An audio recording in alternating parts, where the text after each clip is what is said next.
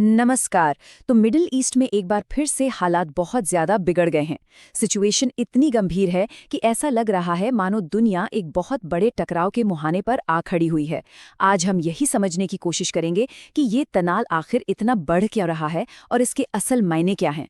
Air space बंद किए जा रहे हैं, सेनाएं अपनी अपनी पोजीशन ले रही हैं और दुनिया भर की एयरलाइंस अपने फ्लाइट्स के रूट बदल रही हैं।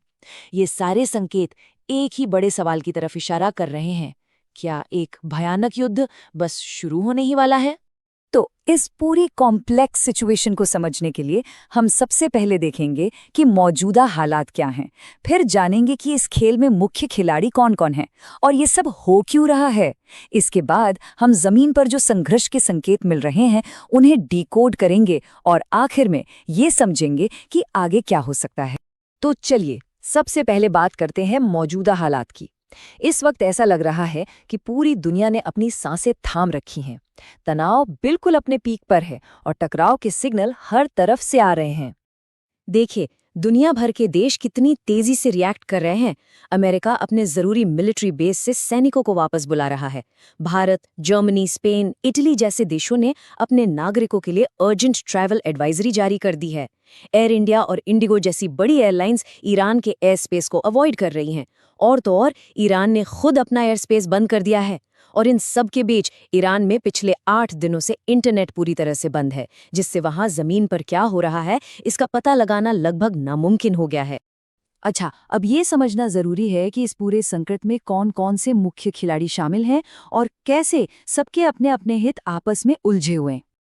देखिए, इस तनाव को समझने के लिए इसके मेन प्लेयर्स को समझना होगा।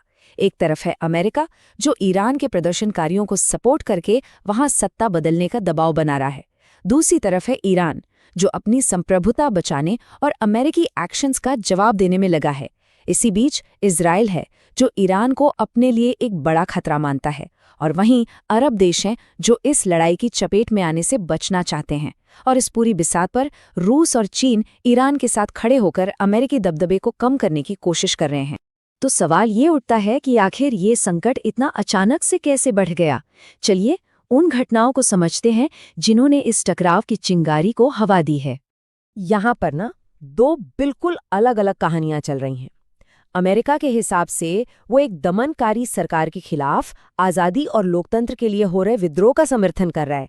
वहीं ईरान का कहना है कि ये विदेशी ताकतों की साजिश है, जिसका मकसद देश में अस्थिरता फैलाकर सरकार को गिराना है।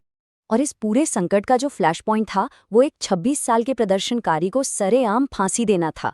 बस इसी एक घटना ने अमेरिकी राष्ट्रपति की तरफ से एक बहुत ही सीधी और तीखी प्रतिक्रिया को जन्म दिया और समझिए कि आग में घी पड़ गया। और ये वो ट्वीट था जिसने दुनिया भर में खतरे की घंटी बजा दी। अमेरिकी राष्ट्रपति ने लिखा, मैंने ईरानी अधिकारियों के साथ अपनी सभी बैठकें रद्द कर दी हैं। मदद रास्ते में है। इस आखिरी लाइन मदद रास्ते में है को पूरी दुनिया में एक आने वाली मिलिट्री कार्रवाई के संकेत के तौर पर देखा गया। तो ये तो हुई डिप्लोमेटिक बातें। अब जरा जमीन पर देखते हैं कि युद्ध की तैयारियों के क्या ठोस सबूत मिल रहे हैं। मिलिट्री मूवमेंट बहुत तेज हो गई है। अमेरिकी सैनिकों को कतर के अल उदैद एयरबेस से निकाला जा रहा है। मिडिल ईस्ट में दूसरे अमेरिकी बेस से भी सैनिकों को हटाने के ऑर्डर दिए गए हैं। यूएसएस अब्राहम लिंकन, जो कि एक एयरक्राफ्ट कैरियर है, उसे इस इलाके की तरफ मोड़ दिया गया है। और खबरें ये भी हैं कि इजराइल ने भी देश भर में अपना iron dome missile defence system activate कर दिया है।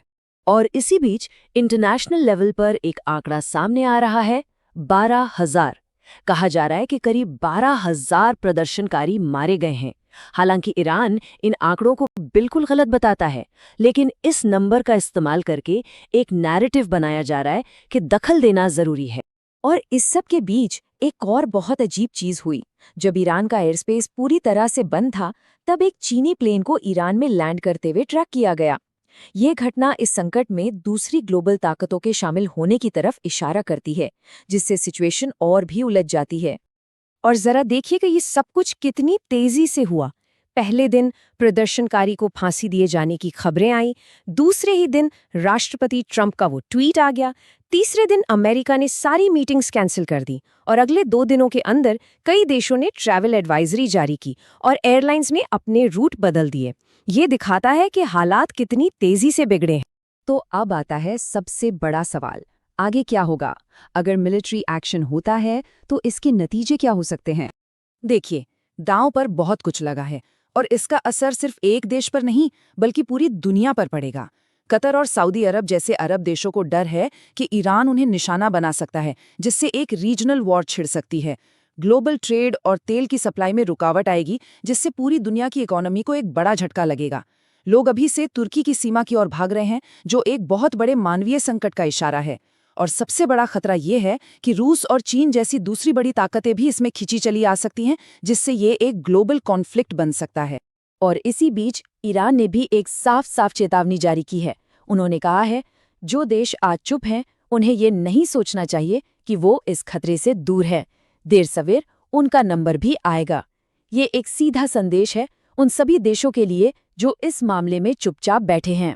तो आखिर में सवाल यही बचता है, जब दुनिया की बड़ी ताकतें अपनी अपनी साइड चुन रही हैं, सेनाएं तैनात हो रही हैं और धमकियां दी जा रही हैं, तो क्या ये जो क्षेत्रीय संकट है, ये एक ग्लोबल टकराव में बदलने वाला है?